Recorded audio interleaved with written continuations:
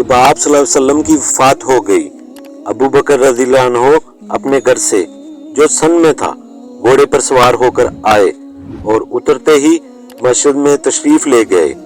پھر آپ کسی سے گفتگو کیے بغیر عائشہ رضی اللہ عنہا کے حجرہ میں آئے، جہاں نبی کریم صلی اللہ علیہ وآلہ وسلم کا جسم مبارک رکھا ہوا تھا، اور نبی کریم صلی اللہ علیہ وسلم کی طرف گئے۔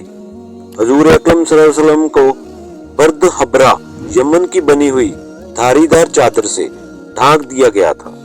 پھر آپ نے حضور صلی اللہ علیہ وسلم کا چہرہ مبارک کھولا، جھک کر اس کا بوسہ لیا اور رونے لگے۔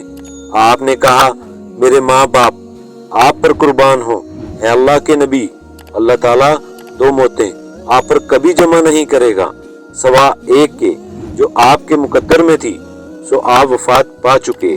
ابو سلمہ نے کہا، مجھے ابن عباس رضی اللہ عنہ نے خبر دی کہ حضرت ابو بکر رضی اللہ عنہ جب باہر تشریف لائے تو حضرت عمر رضی اللہ عنہ اس وقت لوگوں سے کچھ باتیں کر رہے تھے۔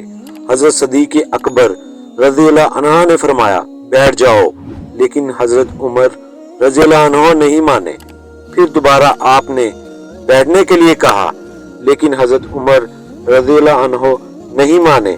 آخر حضرت ابو بکر رضی اللہ عنہ نے کلمہ شہادت پڑھا تو تمام مجمع آپ کی طرف متوجہ ہو گیا اور حضرت عمر رضی اللہ عنہ کو چھوڑ دیا۔ آپ نے فرمایا، اما بعد، اگر کوئی شخص تم میں سے محمد صلی اللہ علیہ وسلم کی عبادت کرتا تھا تو اسے معلوم ہونا چاہیے کہ محمد صلی اللہ علیہ وسلم کی وفات ہو چکی، اور اگر کوئی اللہ کی عبادت کرتا ہے تو اللہ باقی رہنے والا ہے، کبھی وہ مرنے والا نہیں۔ اللہ پاک نے فرمایا ہے، اور محمد صرف اللہ کے رسول ہیں، بہت سے رسول اس سے پہلے گزر چکے ہیں۔ الشاکرین تک آپ نے آیات تلاوت کی۔ قسم اللہ کی، ایسے معلوم ہوا کہ حضرت ابو بکر رضی اللہ عنہ کے آیت کی تلاوت سے پہلے جیسے لوگوں کو معلوم ہی نہ تھا کہ یہ آیت بھی اللہ پاک نے قرآن مجید میں اتاری ہے۔